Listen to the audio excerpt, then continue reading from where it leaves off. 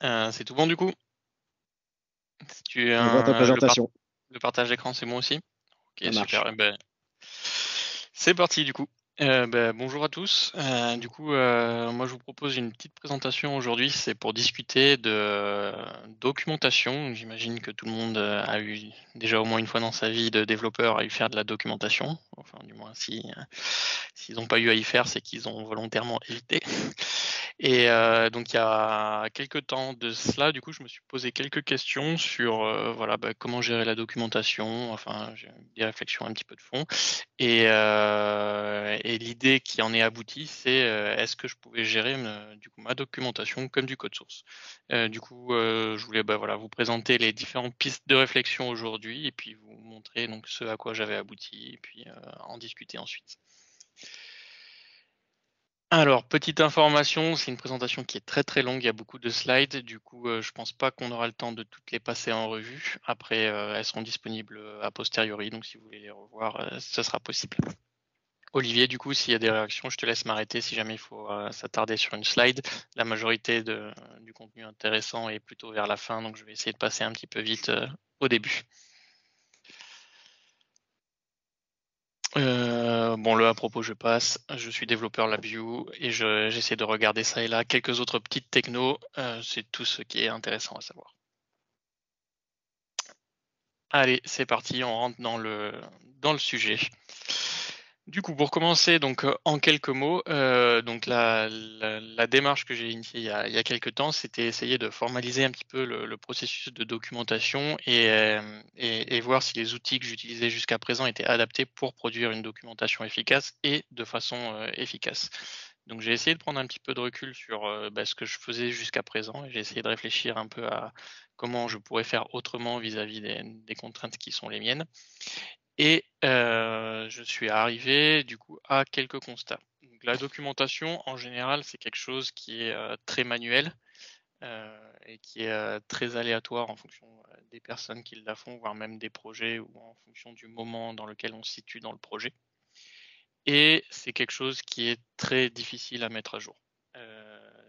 Ces éléments-là, c'est en général la source d'un peu de qui rebute un certain nombre de gens à essayer de faire une documentation qui soit à jour et efficace. Un autre problème que j'ai souvent rencontré aussi, c'était que les informations se recoupent entre plusieurs documents. C'est-à-dire que pour un même logiciel, on va avoir plusieurs documentations qui font apparaître la même information et des fois les problèmes de suivi en version font qu'il y a une information qui est différente dans un document et dans l'autre. Donc voilà, problématique de gestion des versions souvent un petit peu difficile. En réfléchissant à la question, donc on parle de documentation, mais c'est de la documentation pour qui? Une doc, on l'écrit jamais pour qu'elle existe, on l'écrit toujours pour que quelqu'un la lise. Donc j'ai essayé de recenser un petit peu, voilà, à qui peut être utile cette documentation. Donc là, si on prend l'exemple d'un développeur, la documentation, il en a souvent besoin quand il est au bureau, quand il travaille. À quel moment? Au moment où il développe le logiciel ou au moment où il a installé.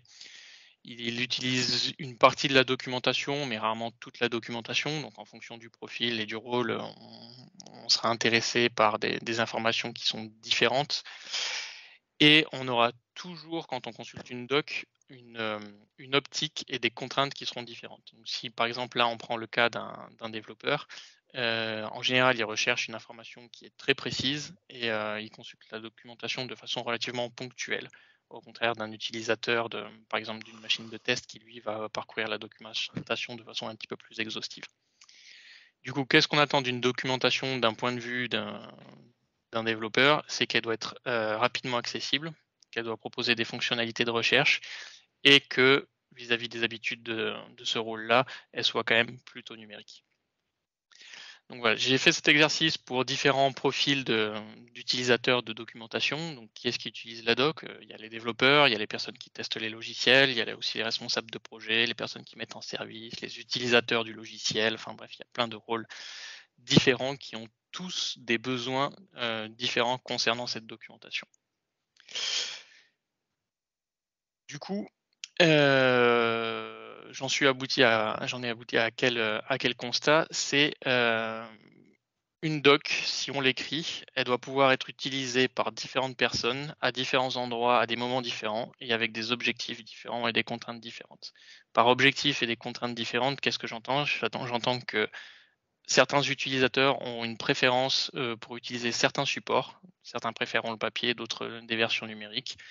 Certains préféreront parcourir par exemple un PDF, d'autres préféreront parcourir un site web par exemple, et que les canaux de distribution de cette documentation, ils vont pouvoir s'adapter en fait en fonction des usages, en fonction des logiciels, en fonction des projets et en fonction des utilisateurs.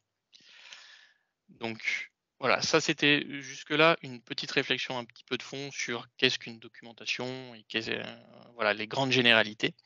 Et l'idée qui était derrière, donc, c'est quels outils est-ce que je peux utiliser et quel processus est-ce que je peux mettre en place justement pour gérer la production d'une documentation qui permette de servir tous mes besoins et qui puisse s'adapter à tous mes usages. Donc je parle de documentation, c'est un sujet qui est extrêmement large.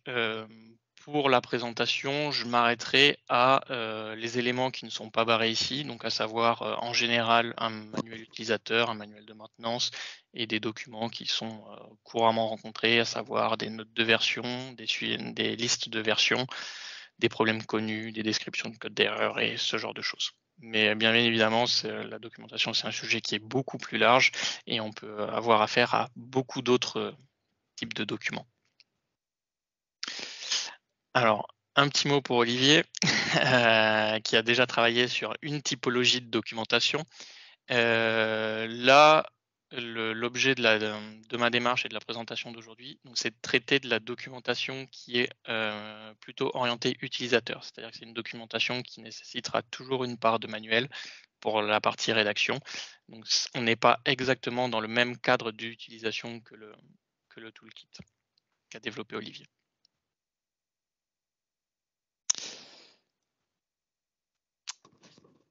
Alors,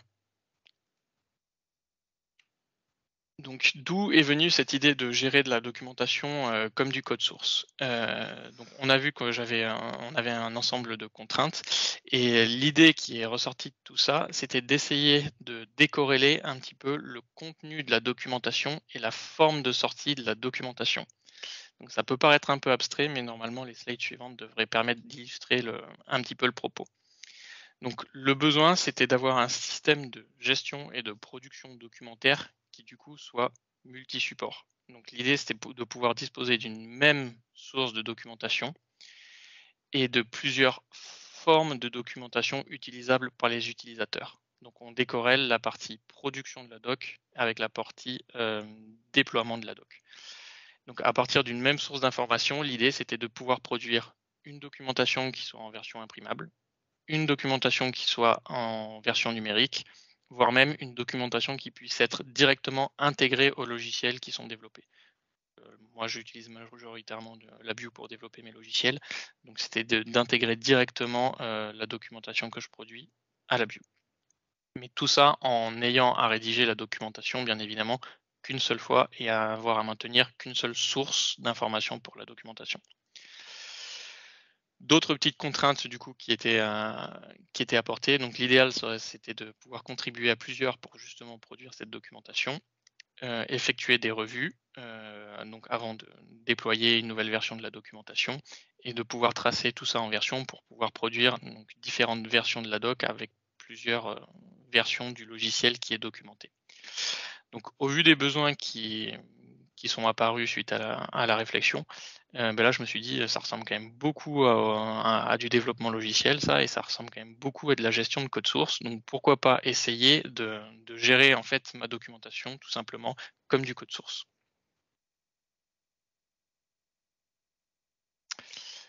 Donc l'idée, ça a été de passer donc entre guillemets en entrée de cette documentation, donc d'une rédaction sous Microsoft Word, c'était 99% je pense des cas d'utilisation pour produire de la documentation. Donc un manuel utilisateur, c'était un fichier Word, un changelog, c'était un fichier Word, une release note, c'était un fichier Word.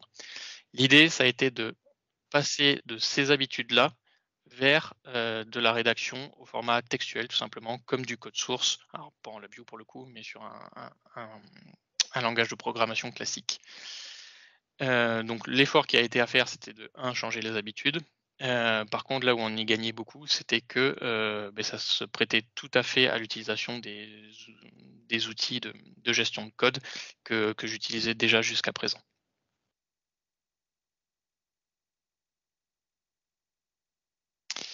Donc un petit tableau comparatif entre les deux méthodes entre les deux outils plutôt pour écrire de la doc, vis-à-vis donc des besoins que j'ai mentionnés un petit peu avant. Donc pouvoir à partir d'une même source d'information exporter vers plusieurs formats différents. Donc là, Microsoft Word, bien sûr que non, il ne peut pas. Par contre, un format textuel, on verra après qu'en mettant en place les outils qui vont bien, à partir d'un même texte, on va pouvoir venir exporter plusieurs formats différents. Contribuer à plusieurs, Microsoft Word le permet un petit peu, mais c'est quand même pas l'idéal. Alors que travailler sur des fichiers texte et avec un gestionnaire de code source, c'est tout à fait adapté. Les revues avant validation, on en parlera un petit peu après, mais les deux outils le permettaient. Et enfin, la traçabilité en version. Donc, Microsoft Word propose quelque chose. Pour moi, utiliser donc un outil de gestion de version de code, ça va beaucoup plus loin que les outils qui étaient proposés par Microsoft. Ça va beaucoup plus loin et c'était beaucoup plus puissant.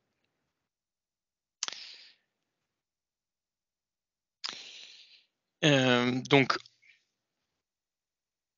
je vais passer cette slide-là, on y reviendra un petit peu après. Donc, pour la partie rédaction de documentation, donc on a vu que la démarche, c'était de passer d'une rédaction sous Microsoft Word à une rédaction de fichiers texte tout simple. Et l'idée, c'est d'aboutir, donc du coup, en sortie pour cette documentation, vers du multiformat, c'est-à-dire pouvoir produire à la fois un PDF, à la fois une version numérique, donc un site web par exemple en HTML, et à la fois de la documentation que je puisse intégrer directement dans mes logiciels LabVIEW. Donc ça requiert un format de fichier qu'on appelle CHM. Ça aurait pu être d'autres choses. Là, c'est les 3 besoins que j'ai identifiés, mais ça aurait très bien pu être exporté vers d'autres formats.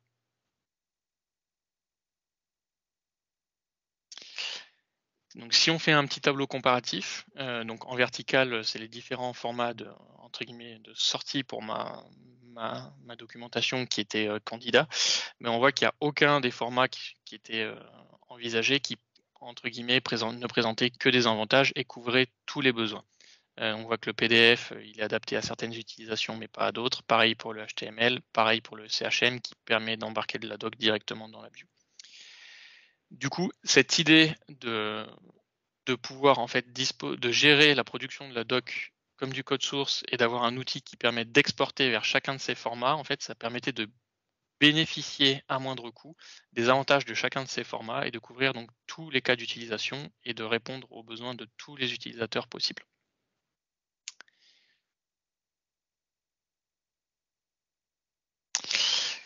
Du coup, vis-à-vis de tout ça, donc c'était un petit peu la partie théorique de la présentation.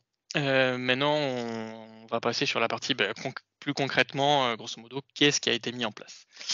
Olivier, je ne sais pas s'il y a des questions, j'imagine pas trop vu que c'était des grandes généralités jusqu'à présent. Pour le moment, rien. Donc tu peux continuer, okay. Il te reste une demi-heure. Un peu moins d'une demi-heure. Ça marche, super. Du coup, donc pour mettre en place cette idée de je gère ma documentation comme du code source et j'arrive à l'exporter dans différents formats, j'ai choisi, donc c'était l'objectif que j'avais fixé suite aux réflexions que j'avais faites et qui ont été présentées juste avant. Oups. J'ai choisi de mettre en place une stack, si on peut parler comme ça, d'outils, la stack d'outils suivante. Elle se base sur quatre outils. Et donc l'ensemble de ces 4 outils devait me permettre de répondre à la production de différents documents dans différents formats. Donc ce que je vous propose, c'est qu'on passe un à un les 4 outils et que j'explique donc comment chacun de ces outils vient s'intégrer en fait dans le processus global. Ça, je vais passer. Donc le premier de ces 4 outils, c'est l'utilisation du Markdown. Je ne sais pas si ça parle à tout le monde, mais le Markdown, c'est un langage de balisage. Donc les langages de balisage, il y en a plein. Là, ça nous permettait, en fait, au lieu de rédiger la documentation sous forme de texte vraiment brut de chez brut, ça permet quand même de venir baliser notre texte en disant, ben voilà, ça c'est un titre, ça c'est un paragraphe, ça c'est important, ça c'est pas important. Ça permet quand même de faire des listes, des tableaux, insérer des images et tout ce genre de choses. Ce qui ne permettait quand même pas du texte brut. Donc c'est le premier pilier donc des 4 piliers qui sont utilisés donc, dans le process pour gérer sa documentation comme du code source. Alors pourquoi le Markdown? Il a été choisi parce que tout simplement, moi je le connaissais et que les autres personnes avec qui je travaillais le connaissaient également, mais ça aurait très bien pu être un autre langage de balisage comme de l'ASCII-Doc ou ce genre de choses. Donc, le deuxième élément qui a été utilisé, c'est un gestionnaire de version de code, du coup, qui deviendrait notre gestionnaire de version de documentation. Donc, nous, on a utilisé Git, mais ça aurait très bien pu être SVN ou n'importe quel autre type de gestionnaire de version. L'idée, là, c'est vraiment de bénéficier de la fonctionnalité qui est je gère ma documentation sous forme de texte comme du code source. Donc, peu importe que ce soit SVN ou Git, les deux pourraient s'appliquer. L'idée, à travers l'utilisation de Git ici pour gérer la documentation, c'est que cette doc, elle évolue en même temps que le logiciel. En l'hébergeant au même endroit que le code source de notre logiciel, en fait, ça permettait de faire évoluer les deux vraiment en même temps. Et en combinant ça avec l'utilisation d'un gestionnaire de tickets, ça permettait au même titre qu'on se déclare des tickets pour implémenter une nouvelle fonctionnalité ou des correctifs de bugs, c'était de rajouter des tickets exactement au même endroit sur attention, il faut rédiger telle partie de la doc, attention, il faut rédiger telle partie de la doc, et de traiter ces tickets au même titre qu'on traiterait un ticket de implémenter une nouvelle fonctionnalité. Avec tout ce qui s'ensuit derrière, du coup, c'est-à-dire le suivi de ce qui est fait ou pas fait, la gestion donc, des milestones, c'est-à-dire que tant que la doc n'est pas rédigée, mais on bloque la production d'une version, par exemple. Et de bénéficier au passage donc, de tous les mécanismes de revue de code source qui s'appliquent ici, du coup, en tant que mécanisme de revue de production de la documentation, donc corriger les fautes d'orthographe, le phrasé, ce genre de choses.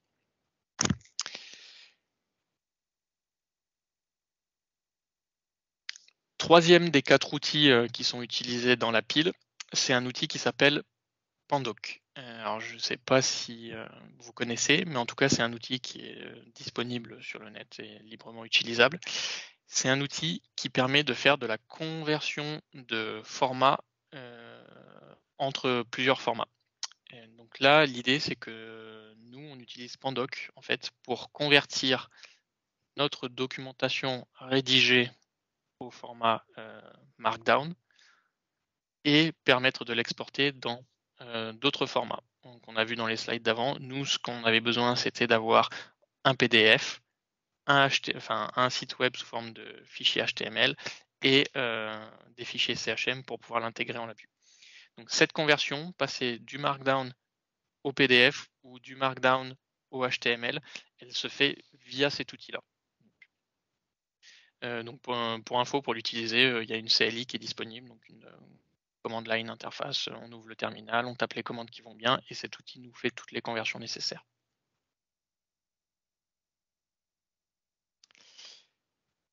Et enfin, dernier des 4 piliers, c'est l'utilisation de scripting qui permet en fait d'orchestrer un petit peu tout ça et d'automatiser une partie du processus de production de documentation.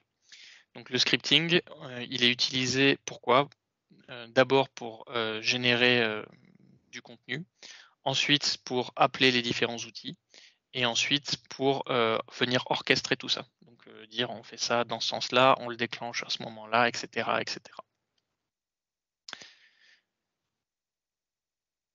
Donc voilà, je remets juste cette slide-là. Donc voilà, l'idée c'est vraiment d'utiliser ces 4 outils en combiné pour venir produire de la documentation.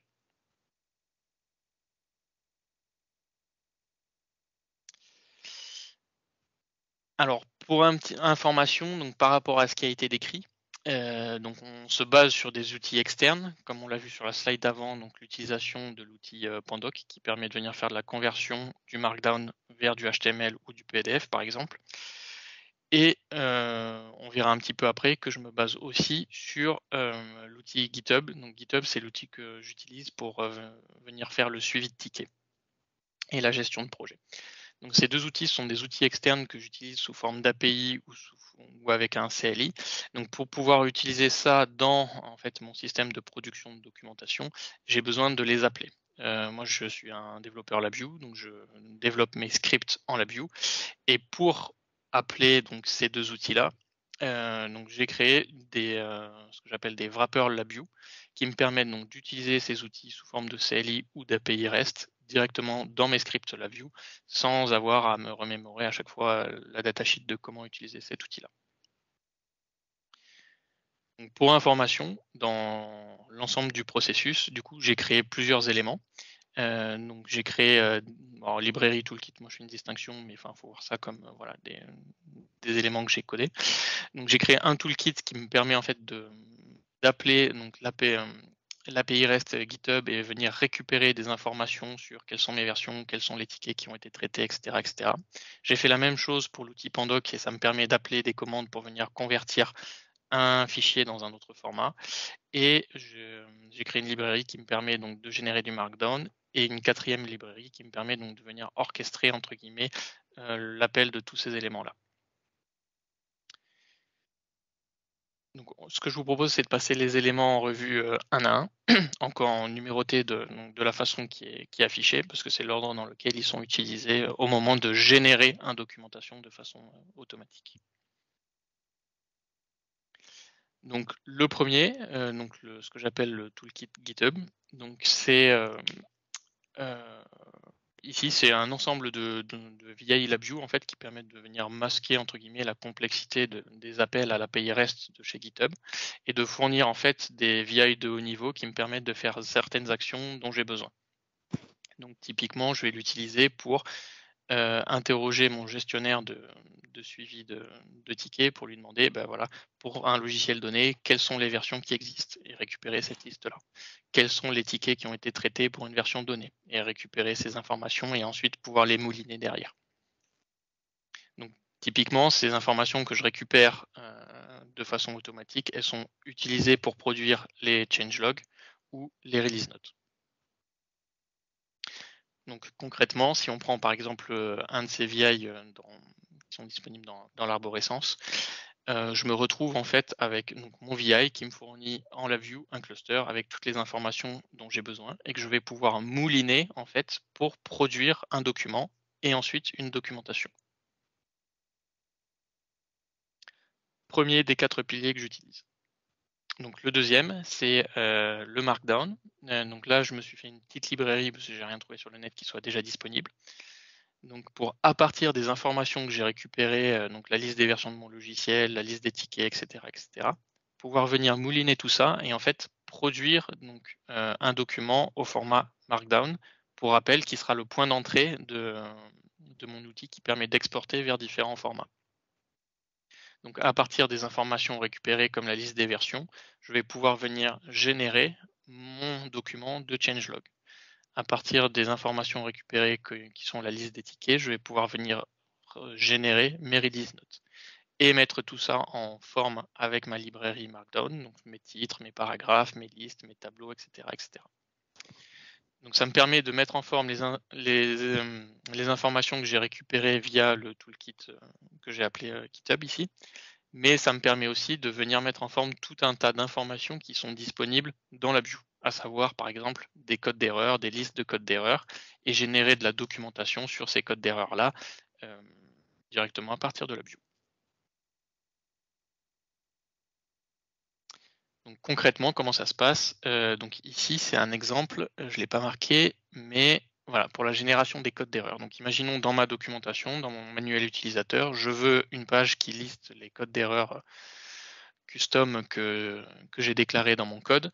Ce VI-là, il permet de venir itérer d'un code d'erreur, sur une plage de code d'erreur et de générer de la documentation de façon automatique.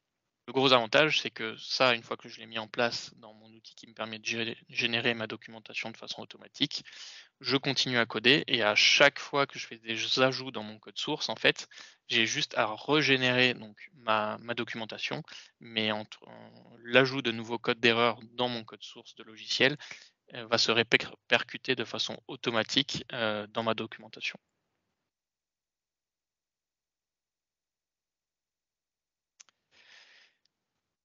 Le troisième outil donc, qui était présent donc, dans les 4 piliers, c'était donc l'outil Pandoc qui s'utilise via une interface de commande. Donc pour pouvoir scripter ça entre guillemets dans du LabVIEW, pareil, j'ai encapsulé les appels à cette CLI dans des petits VI LabVIEW qui me permettent de l'utiliser à beaucoup plus haut niveau. Et donc là, concrètement, comment ça se passe après? Donc j'ai un ensemble de VI qui m'est disponible et il y en a deux principaux. Donc j'ai un VI, une espèce de groupe polymorphique en fait, qui me permet de dire, au final, prends tous les documents Markdown qu'il y a dans ce répertoire-là et ensuite mouline-les-moi pour me produire soit un PDF, soit un HTML, soit un autre format dans ce répertoire de destination-là. Et donc en fait, la partie conversion d'un format Markdown à un format PDF passe simplement par l'appel à ce VI-là au final. Alors, petite note au passage, donc sur le groupe polymorphique, vous pouvez voir qu'il y a deux choix possibles, séparer et merger. Donc c'est juste pour lui permettre de dire, par exemple, si je lui indique un répertoire et qu'il y a plusieurs fichiers Markdown à l'intérieur, donc par exemple une première section, une deuxième section, pouvoir venir lui dire, en fait, si je fais une conversion vers du HTML, par exemple, tu vas exporter chaque fichier Markdown de façon indépendante vers plusieurs fichiers HTML. Et dans le cas d'un PDF, par exemple, de venir mouliner tous les fichiers Markdown, mais de ne produire qu'un seul PDF à la fin et pas autant de PDF qu'il y avait de fichiers en entrée. Nicolas? Oui. Juste, il te reste un petit quart d'heure. Ça va être chaud. Comme tu m'as dit, il y avait beaucoup de slides. Ouais. Voilà. Et un quart d'heure, il n'y a plus la place pour les questions, les 5 minutes de questions. Voilà.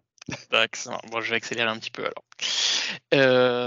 Donc voilà pour les 3 outils. Et donc l'idée après, c'est de mettre tous ces VI-là qui encapsulent les fonctionnalités que j'utilise et les outils que j'utilise pour venir produire mes documents. Et donc c'est l'objet de la quatrième librairie qui me permet en fait, à façon très haut niveau, de venir dire, voilà, à partir de cette documentation source, viens me générer un manuel utilisateur au format PDF ou HTML, une note de version au format HTML, PDF, etc., etc. Et donc là aussi, j'ai à disposition donc, tout un ensemble de VI qui me permet de venir demander ça.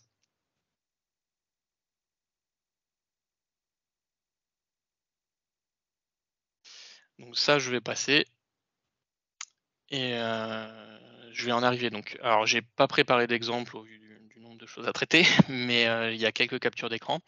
Donc concrètement, quand j'ai voilà, de la documentation HTML et PDF à produire à partir d'une documentation source qui aura été écrite en Markdown, je vais venir appeler les petits VI qu'on a vu dans les slides précédentes. Donc ça prendra cette forme-là. Donc ici, on voit qu'à gauche, je demande de faire un build de la documentation. À l'intérieur de ce VI-là, je vais venir retrouver, par exemple, si j'ai besoin de construire une documentation uniquement en version numérique, par exemple, je me fais un build digital, mais j'aurais très bien pu retrouver un build printed ou bien même les deux. À l'intérieur de ce build de la documentation digitale, je viens retrouver des codes comme ça, où là, par exemple, on voit que je viens de demander la création donc, du changelog, la création des release notes et la création des manuels. Donc si on rentre à l'intérieur de la création des manuels, donc le VI qui se trouve sur la droite, on vient retrouver, par exemple ici, je demande à créer le manuel utilisateur. Mais si on avait eu d'autres manuels, par exemple, on aurait très bien pu retrouver, convertis-moi le manuel de maintenance, etc., etc.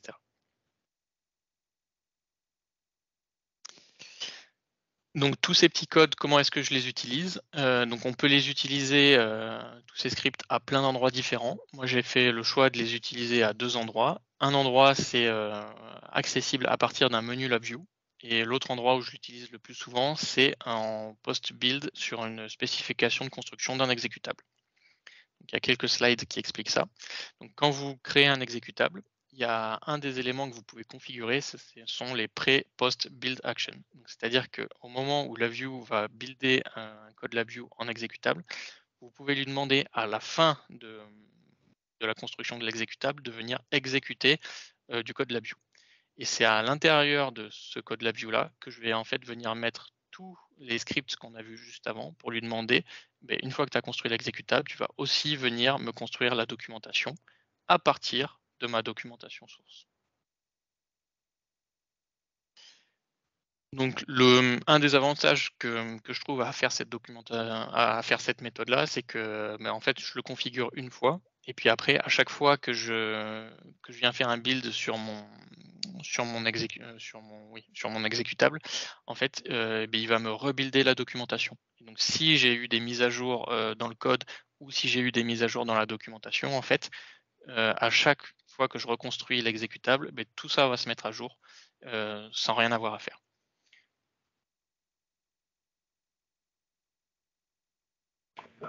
Ça, je vais passer. Donc, concrètement, comment ça se passe? Donc, dans mon arborescence disque, j'ai un répertoire pour mon code source, et au même niveau que le répertoire pour le code source, j'ai un répertoire documentation dans lequel je retrouve l'ensemble de ma documentation écrite au format Markdown, donc qui constitue entre guillemets le source de ma documentation. Et une fois que j'ai appelé mes scripts, ça va venir exporter toute cette documentation, soit en version digitale, donc pour produire du HTML avec donc cette arborescence-là, soit au format PDF si jamais j'ai demandé du PDF au lieu du HTML. Alors, Nicolas, je me permets de te poser une question. Il y a 2 commentaires dans le chat qui sont un peu en lien. C'est premièrement la question de savoir si avec Pandoc tu peux faire du Markdown vers du DocX. Et il y a quand même une envie de voir un avant-après. Document Markdown. Et, je me dépêche. Voilà. C'était juste pour te donner un peu des Okay. indications de ce qui était attendu. Donc, alors Pandoc, je vous mets le lien à la fin, vous pouvez les regarder. C'est impressionnant le nombre de... voilà, il peut convertir, je pense, de 200 formats vers 200 formats. J'ai plus le chiffre exact, mais il sait faire quand même beaucoup de choses. Mais en tout cas, Markdown vers Word, oui, c'est possible. Et donc, pour vous donner donc une illustration, donc un fichier de liste de versions, donc un changelog. Alors, si je l'écris à la main ou si je le génère de façon automatique, hein, comme on a vu juste avant, c'est ce qui est à gauche. Et une fois que c'est passé à la moulinette Pandoc, ça, au format HTML, donc c'est un HTML que j'ai demandé à droite là, ça produit donc ce que vous voyez à droite. Donc entre guillemets, sans à peu près rien avoir à faire, si ce n'est clic droit, build mon exécutable, ça me permet d'avoir ce genre de choses là. Si je prends une note de version, par exemple pour la version 1, c'est un autre exemple. À gauche, c'est ce qui a été produit à l'aide des scripts qui récupèrent tous les tickets sur GitHub et qui me pré-moulinent en fait la génération de ce Markdown là. Et une fois passé à la moulinette Pandoc, c'est ce que j'obtiens à droite en version HTML. Ça aurait pu être un PDF, je n'ai pas mis la capture d'écran, mais l'idée c'est que en fait, pour produire un HTML ou un PDF, j'ai absolument rien à faire, juste à lui demander le format de sortie qui change.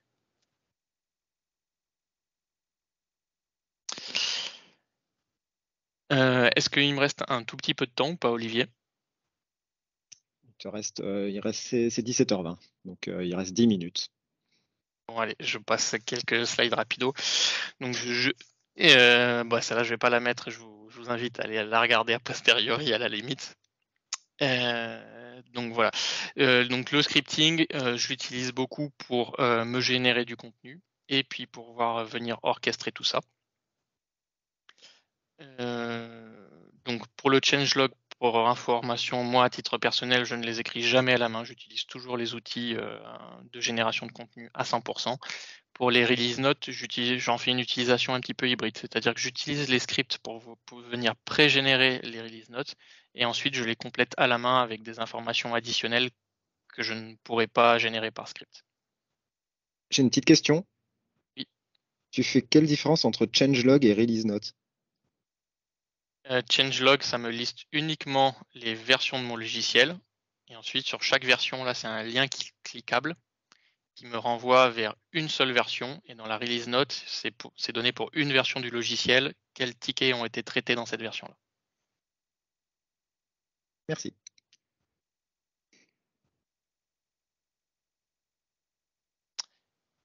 Et une autre utilisation que je fais du scripting, c'est pour pouvoir venir me pré-générer tout un tas de contenus concernant les interfaces utilisateurs. C'est-à-dire que dans mon logiciel, toujours par script, je viens dire en fait, dans mon logiciel, en fait, j'ai ce VI là et ce VI là qui sont les interfaces utilisateurs. Et mon script, en fait, va venir lister l'ensemble, va déjà venir faire une capture d'écran de la face avant de ce VI-là, va venir lister l'ensemble des contrôles que je peux retrouver sur cette interface utilisateur, va venir récupérer les descriptions que j'ai déjà mises dans ces contrôles, va venir récupérer les menus et en fait venir me pré-générer tout le markdown pour que ensuite, moi, j'ai plus qu'à soit l'utiliser en l'état si jamais c'est suffisant en termes documentaires, soit venir le compléter à la main ou le modifier à la main. Gros avantage, c'est que le jour où je fais une modification dans mon code source LabVIEW et que je mets à jour mon IHM, mon interface utilisateur, elle était verte, je la passe en bleu. Et bien en fait, au moment où je rebuild mon exe, il va venir refaire une photo de la face avant de mon VI qui a été mis à jour parce que j'ai traité mon ticket qui me demandait de la passer de verte en bleu. Il va venir me mettre à jour la documentation, et il va venir me la régénérer en PDF et en HTML. Et grosso modo, j'aurais juste eu à traiter mon ticket qui était de passer mon interface utilisateur de vert en bleu et à faire mon clic droit build exe. Donc j'ai plus à faire à la main ce genre de mise à jour de la documentation qui sont vraiment très pénibles et très consommatrices de temps. Une petite question de Loïs.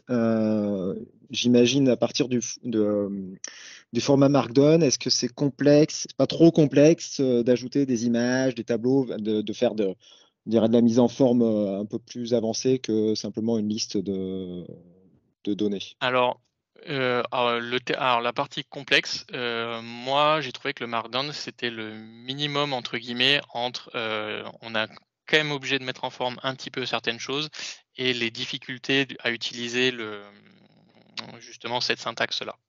Je l'ai utilisé avec des gens qui sont absolument pas développeurs, ça passe.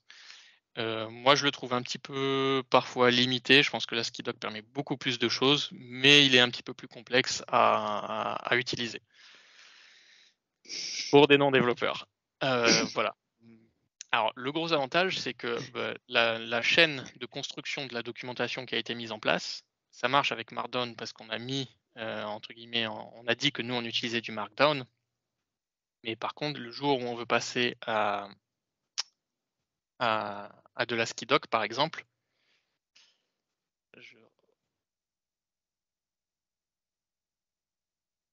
voilà, toute la chaîne, on la laisse en place. Le seul truc qu'on a à changer, c'est au moment où on vient demander build ma documentation, c'est dans le contrôle tout format là, de venir changer Markdown, dans le source file path, le jour où on lui met pas un fichier .md mais ASCII-doc, c'est quoi l'extension de Ad-hoc. Ad-hoc, et bien en fait tout va s'adapter derrière. Donc en fait j'aurais presque rien à faire pour changer le format d'entrée de ma documentation.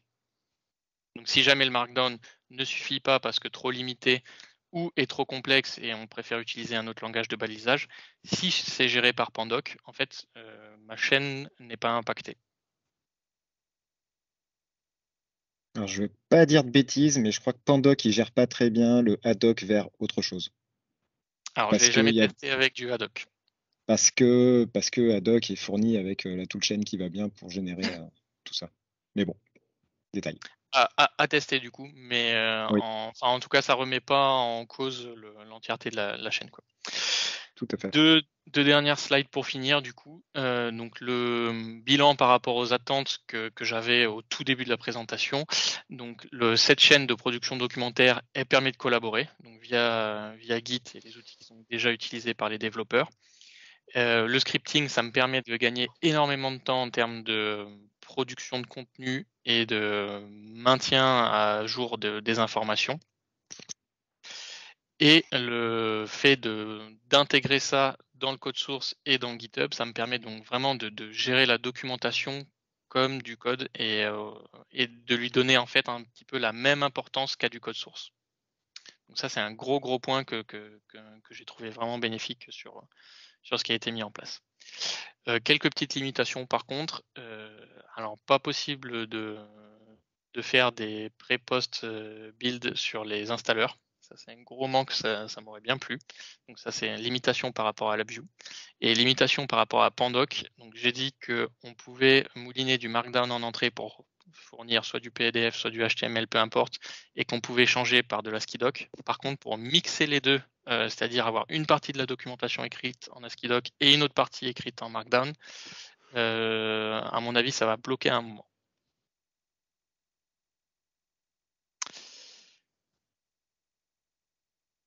Quelques petites améliorations que je me suis notées. Si vous avez des retours, des avis et d'autres idées d'amélioration, je suis preneur et j'en discute avec grand plaisir. Donc voilà, ça c'est la dernière slide. Donc pour information, personnellement, donc j'ai mis en place cette stack d'outils et ce processus sur quasiment tous mes logiciels. Le coût, il réside à la mise en place. Par contre, à l'utilisation et à la mise en place sur un nouveau projet, il est quasiment nul. Et pour moi, pour le moment, c'est suffisamment flexible. Après, le retour sur investissement, c'est en cours d'évaluation. Ok, merci Nicolas pour cette présentation. Est-ce qu'il y a des questions?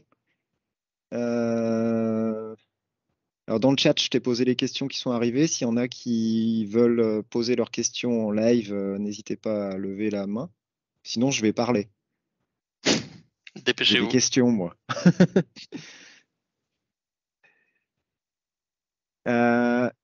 Bon, il n'y a pas de questions. Il y a beaucoup de merci et de bonnes présentations, de choses intéressantes. Et moi, j'ai une ou deux questions. Une question et des remarques. Une question déjà, c'est est-ce que tu comptes mettre ces outils, est-ce que ces outils-là sont dispo en open source ou est-ce que c'est du Alors pour le moment, c'est un perso? petit mélange. Donc, alors la seule chose entre guillemets Ouais. que j'ai faite moi, c'est les wrappers LabVIEW. Le Markdown, c'est pas moi qui l'ai inventé. Pandoc, c'est pas moi qui l'ai fait, et les scripts. Pour le moment, c'est un petit mélange de plusieurs choses. Donc pour le moment, il n'y a rien qui est dispo. Voilà, pour le moment. Luc, tu as levé la main. C'est bien, tu peux la baisser. Vas-y, pose ta question. Luc? Ah ouais, j'étais en train de baisser la main, hein, comme tu m'avais demandé. Au niveau de Pandoc, juste en termes, c'est en online, en offline que tu Offline. l'utilises. Et Toujours. en termes d'installation sur ton PC, ça nécessite beaucoup de choses à installer ou pas? 3 minutes. Tu télécharges un installeur, il t'installe ce qu'il faut bien, il te rajoute une variable dans le pass qui te permet d'appeler juste après Pandoc sans lui préciser le chemin. C'est très facile à utiliser. Ok. Je confirme, j'ai déjà utilisé à une occasion pour faire du Word vers du ASCII-Doc. Parce que là, la documentation, tu la génères un peu en tant que développeur, mais ça pourrait être, supposons que le client lui-même, il intervienne sur la documentation et qu'on veut tout régénérer, mais du coup sur des postes clients. Je sais pas, lui-même, il intervient sur de la config, ou enfin, je sais pas, j'invente, mais on a envie de tout merger. On pourrait facilement l'installer sur d'autres postes. Alors, je suis pas sûr d'avoir compris la question, mais En fait, là, le mécanisme de génération de la documentation, tu l'as fait, tu la traites comme du code source et en fait, c'est ouais. quand même très lié à du développeur. Supposons qu'on veuille impliquer d'autres personnes autres que des développeurs parce qu'eux-mêmes ont une influence dans le processus. Ça serait facile quand même de distribuer ce mécanisme. Alors, l'idée, c'est que vraiment, si on reprend toute la chaîne, mais à l'inverse, c'est que si jamais l'utilisateur final du logiciel, avec la documentation qu'il a sous les mains, il constate un manque ou une erreur, il fasse remonter cette erreur-là de documentation au même titre qu'il ferait remonter un bug, que du coup, dans le gestionnaire de tickets, ça aboutisse à un nouveau ticket bug de documentation, entre guillemets, et que ensuite, ça soit traité au même titre qu'un ticket de bug. Pour la partie de traitement du coup de cette documentation à changer, du coup, il faut aller changer le source de la documentation. Alors, soit c'est une partie qui est générée automatiquement Et dans ce cas-là, tu peux pas aller changer le source. Si c'est quelque chose qui a été une partie de la documentation qui a été écrite à la main et qui ensuite est compilée par le pipeline, là l'idée c'est que les gens avec qui je travaille, justement, ils puissent aller faire cette modification tout seuls. Donc après, ils sont pas développeurs, mais ils sont quand même sensibilisés un petit peu à l'utilisation de Git. Le fait d'utiliser du Markdown, je reviens sur GitHub. GitHub, quand tu édites du Markdown, il te fait une sorte de preview, un peu comme quand tu utilises LaTeX et tout ça, machin. Donc en fait, leur connaissance un peu limitée, c'est pas péjoratif, mais en Git, plus les assistants qui sont existants pour la rédaction de ce Markdown-là, c'est suffisant pour leur permettre de soit écrire tout seul de la documentation, soit venir corriger tout seul de la documentation. Par contre, le fait de venir recompiler cette documentation, ça pour le moment, il faut plutôt que ce soit un développeur qui le fasse, quoi. Ou c'est automatique. Donc clic droit, build exe. Mais tu es obligé, je rebondis sur la question de Luc, tu es obligé de builder l'exe la view pour builder ta doc. Tu peux pas faire une mise à jour de la doc en dehors de. Alors si, mais j'ai pas eu peux le temps pas. de parler. Oui, quand je dis il peut pas, oui, je me doute bien que tu peux. Mais actuellement, dans ce que tu nous as présenté, c'est au moment du build que tu Alors génères moi, je le fais quasiment tout le temps. Désolé, j'arrive pas à retrouver.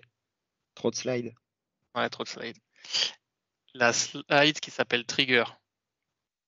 Si quelqu'un se rappelle du numéro de slide.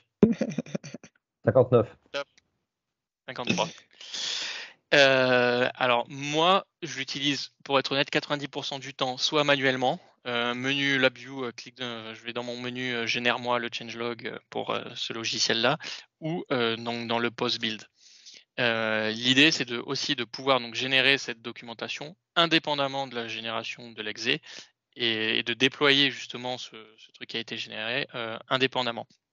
Alors, c'est possible à faire via un menu ou tu pourrais très bien le faire automatiquement au moment où tu merges une branche. Mais il faudrait en fait déporter ton script vers cet endroit-là. Donc on sort un petit peu de la view là. Pour moi, il y avait déjà beaucoup de contenu, donc je voulais pas le.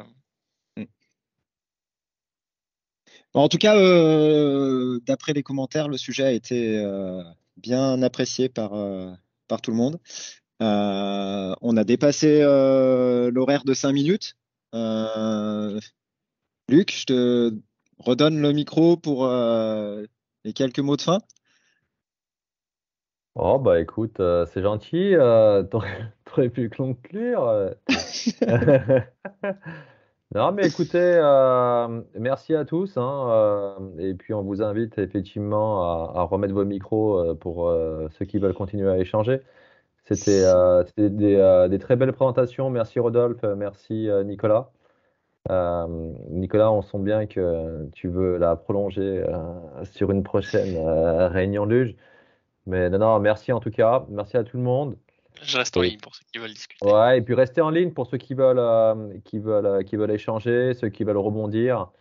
Et donc voilà. Merci à tous. Merci à tous. Prochaine réunion, on a les dates. Zut, c'est juin, ça doit être mi-juin, je sais plus.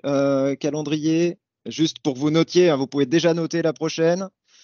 Dès que je retrouve le mois de juin sur mon calendrier, j'aurais pu le préparer. Combien d'abonnés au mois de juin, à ton avis, Olivier? Voilà.